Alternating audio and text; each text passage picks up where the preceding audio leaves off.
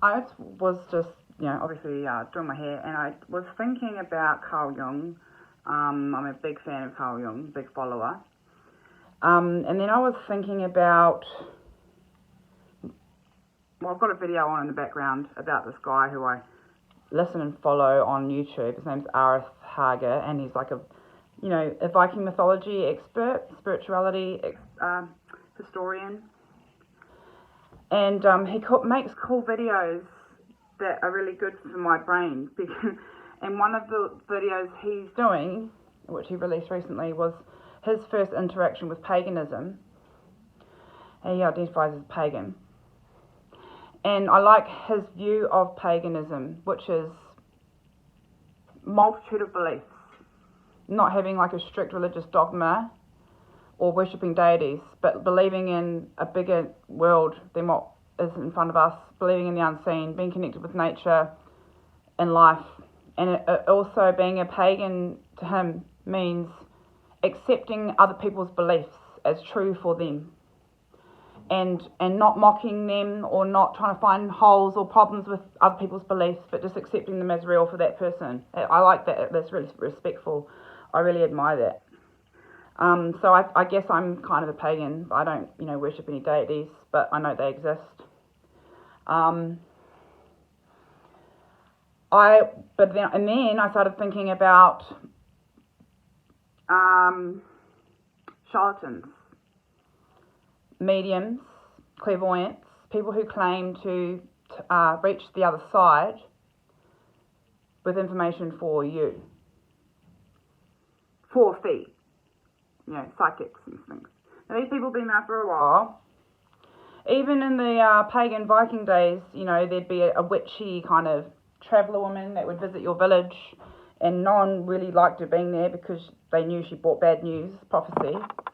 But nevertheless, they'd still pay her a coin or give her some food, and she'd tell them a bit of a fortune about them, prophecy about them. And this woman was like a gypsy rogue Ronin type. She didn't really have a base or a family or a tribe to belong to. She just went from town to town and just like the travelling oracle. Okay, so I respect that form of mediumship, clairvoyance. And then in the 1800s, early 1900s, Britain went through this big infatuation with the occult, and then where they had a lot of people doing seances, and then that's when the money-hungry charlatans jumped in on the cash money train of this. And since then, I think we've had these psychic mediums and celebrity ones and whatnot, ones that you call, making money and exploiting people who are vulnerable, who are grieving, who have lost someone they loved, and getting money off them and keeping them stringing along to tell them, what their loved one is wanting to tell them from the other side. So, like, smart people who know how people's minds and emotions work can be clairvoyants and mediums. Even people who do have contact with the other side, legit, they can still be charlatans, because I'll tell you why, my opinion of this. Unless you know somebody really, really, really well and personally, you have no business telling them what their dead ancestor or dead loved one has for them in terms of a message. I find it extremely imposing, rude, and ego-driven of these random people. I've even met a few of them who claim to, there's a man standing behind you, tall, once I've got a message for you. Unless that person is my family or my friend who I know is legit spiritually in touch with that realm, my stance is like, what the fuck is it to you who's around me? What spirit's around me? You don't know me. Why would my spirits want to talk to you, a stranger, about my destiny? And how rude of you to insinuate that you have a right to even cross that barrier of communication for me with my dead loved ones. It's a very intrusive act. And actually, I don't think this gift of, people seeing not just their own ancestors, but other people's ancestors and dead loved ones, that gift is given to people who are humble, who are respectful, who have really intimate interactions with people, and don't impose their beliefs and how, spiritual they are onto other people. Okay, it's kind of like a burden gift. It's not like a gift where you go out and tell the whole world. It's a sacred thing. And I also don't believe any of these celebrity mediums, because I believe, from what I've gained from being in touch with the other side, is that since the early 1800s, or increasing since the 1800s, and then amping up in 1960, I believe that everybody's ancestors are very urgent, frantic, worried, desperately trying to reach through to their descendants. Now, they might want to reach through to a medium if they think they have a chance to get through. But because if you're in touch with your ancestors and your bloodline, you know who you are, you shouldn't need a medium. Also, I haven't heard any of these celebrity mediums in the past 20 years talk about the sense of urgency that I mentioned. Now, the sense of urgency I realised was true and not a figment of my imagination when I discovered that Carl Jung was visited by ghosts, World War I soldier boys, and seeing bodies floating in the water. He prophesied Titanic. These significant earth events that he had access to. So essentially, Carl Jung is a legit medium, collective one.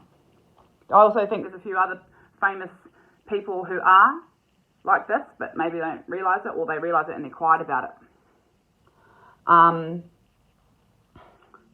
Because I don't think that an ancestor or an angel or even an evil spirit would travel across time and space and kind of like break through the veil to get a message through to you, through a stranger, about them passing over, or them wanting to tell you their last dying wish, or some personal little message for you. I think the situation that we're dealing with on Earth and in the afterlife is so urgent that they haven't got time to do that. If they're coming through and if they're successful in getting through the veil, I believe that they'd be trying to give us visions and messages and images and feelings of a foreboding, warning sense of like, fuck, we're in shit, imprisoned, messages of like simulation, matrix, messages of like AI, worried about, messages of how come no one is paying as much reverence for their ancestors, and because we used to, and also, what was the other thing?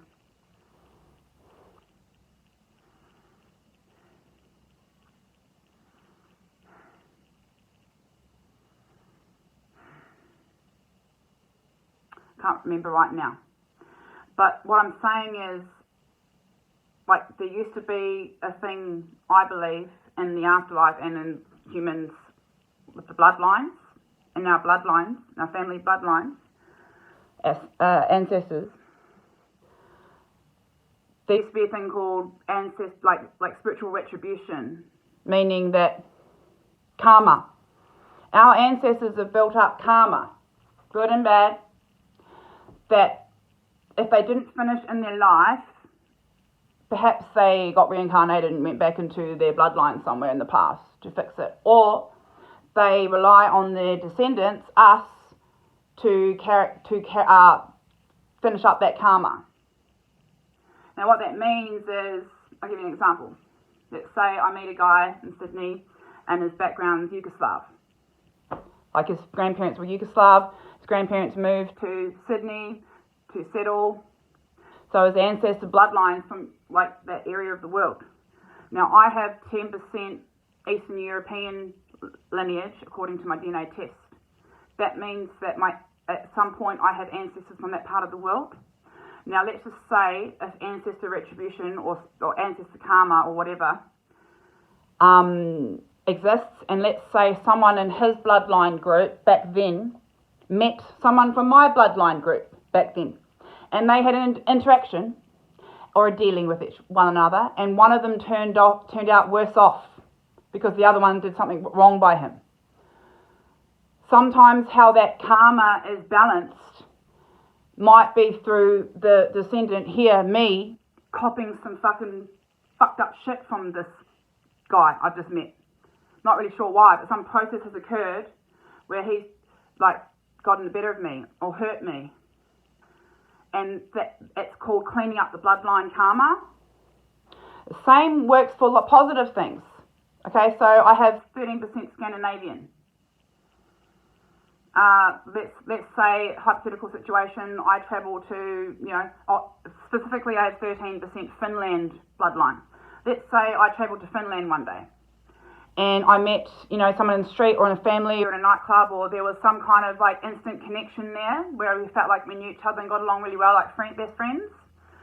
Potentially, maybe my ancestor bloodline and their ancestor bloodline had good dealings in the past and blessed one another, one blessed the other one. Maybe there's a blessing that needs to go back, so they might offer me a bed to stay in, or they might offer me some help. They don't know why, they just feel compelled to help me with something, and I'm very grateful for it. So it's balancing out that karma. I believe that ancestors carry out their bloodline retributions and karma and blessings through us, through our blood. It's kind of like a thing it's a natural process, is what I believe, okay? I think that's important to the ancestors up there for their bloodline. And I'm not saying that we die and become a fucking spirit ancestor. We die and it's like we're many parts of a whole. There is a part of us that stays around in the afterlife realm as an ancestor. There's also many other parts of us that do other things, go other places, or not do anything at all. But there is a small aspect of us that sticks around as an ancestor to keep an eye on the bloodline. That's why we've had traditions of burying people in the ground and going and visiting their graves. We're still connected with dead loved ones, even when they pass on. It's just a change of consciousness. So I don't know why any medium or clairvoyant or psychic hasn't gotten through any collective messages from ancestors. They only have, I've got someone in the audience, their name John, starts with John, dead person named John, died in a car crash. I don't think... now, I do believe that other people can see your ancestors and can see maybe spirits around you, because I've had someone come to my house and tell me there's some, Aboriginal guy around my house, spirit. I knew that at the time. I knew there was a man and a woman and a family there around, and she helped me to clear it. And she was Aboriginal. I respected her for doing that. But I also had this idiot, dumb, naive, skinny, drug-addicted white girl come hang around me for a bit, trying to tell me about my spiritual energy and my spiritual path, and she has no fucking idea who I was, and she wasn't even in touch with her own ancestors. So you need to be in touch with your own spirits and your own darkness and your own ancestors first. Then you get access to this. Now, I've also had interactions or feelings or maybe messages, you could say, from people's ancestors who are not related to me. People who have had intimate relationships with, in terms of like caring for them as a support worker. I have felt dead loved ones around certain elders. And I knew what a privilege that was. And it humbled me. But I didn't go around telling them what their ancestor wants to tell them. I would just get a feeling. An example would be, I walk into a house of a woman who I cared for a year and a half, and her dead daughter's photo stares right at me when I walk in the house. And instantly I'm feeling like respect. I'm feeling like I'm on watch. And instantly I have a feeling to just say, I'm going to look after your mother. Don't worry, she's in safe hands with me. Like, she was menacingly doing in my house with my mother. I hope you treat her well, because everyone else in the health industry treats her like shit, because they're Aboriginal.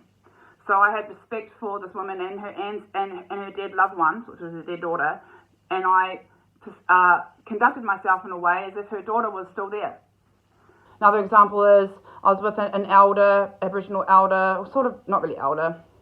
She had like a disability, a little bit, and she was deaf. But she's good-hearted. But I was shocked one day when we were eating a pie together and she chucked her rubbish out the window onto the ground. And I just felt like that was so wrong. But then I suddenly got this thought, because we were talking about her dead mother. So things happen when they tell me that there's a dead relative, or sometimes when people meet me, the conversation of their dead relative shows up instantly, even when I just met them. Sometimes comes up later, but every time that happens, an event happens after that, that indicates to me that their ancestor is around and is aware of me and wants me to be aware of them. Doesn't mean they want to get a message through, but just their presence is known.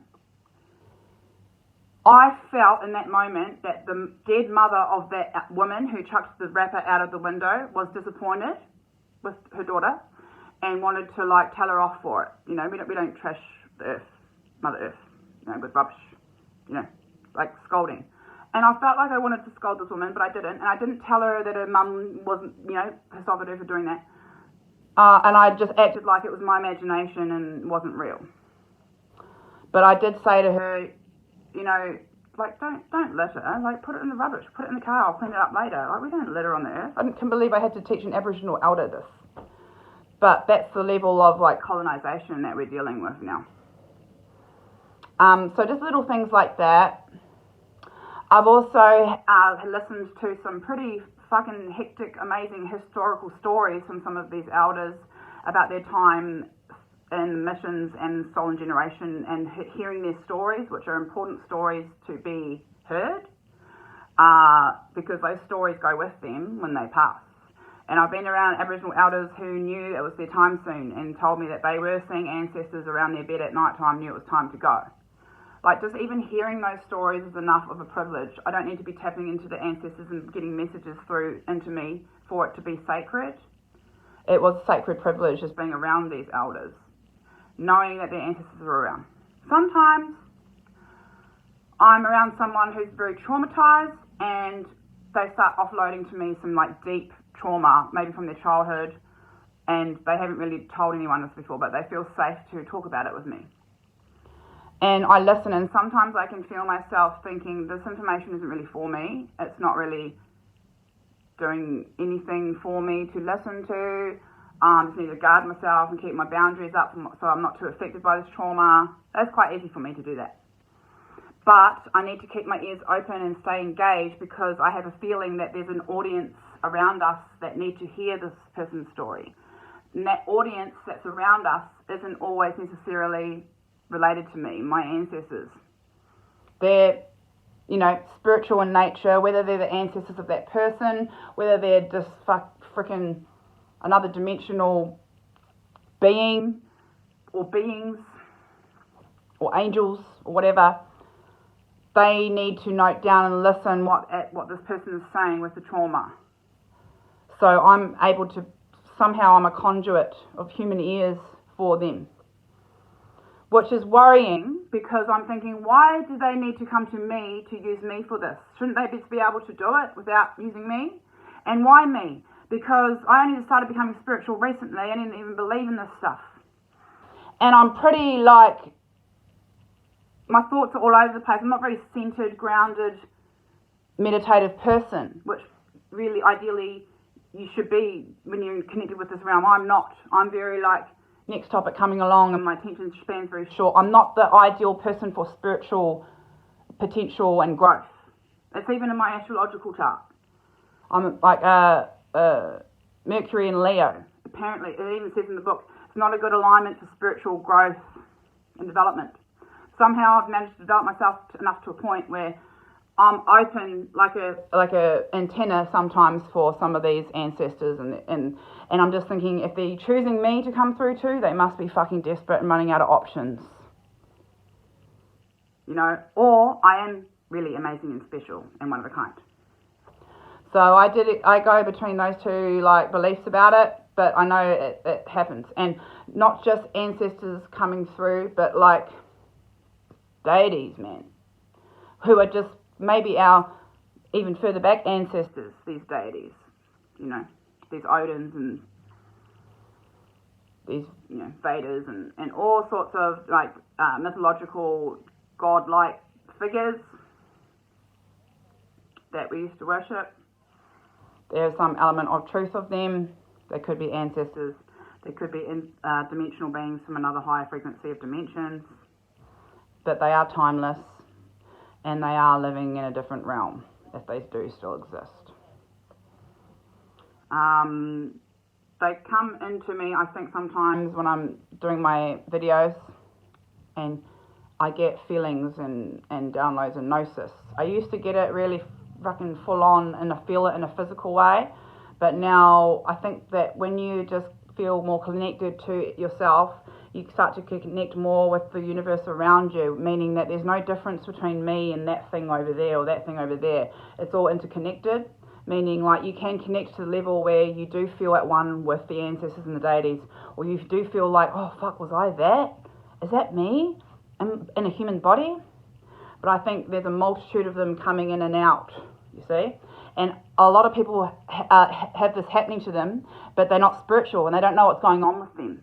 And it can come out as really irrational, psychotic behaviour. It can come out as violent behaviour. It can come out as personality swap behaviour changes. It's really freaky for the people around them because we're so out of touch with our spiritual, like natural, like ways of doing things now since colonisation, that we forget that this is some kind of gift from the other side. We don't have enough shamans or like priestesses or like witches around to like guide and nurture those people going through those spiritually psychotic times anymore.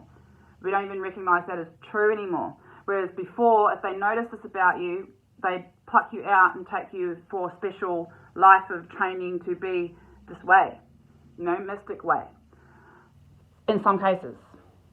So I'm aware of it, and I don't have much support, but I have just enough. And that's why I like take personas of different gods, like different goddesses in my videos. Potentially, there are some valid messages in there in my videos, like prophecy stuff, historical stuff, helpful stuff for like remembering your bloodline and your ancestors, having pride in yourself, and not letting this society or this simulation fucking get to you. Yeah, I'll just finish this convo there.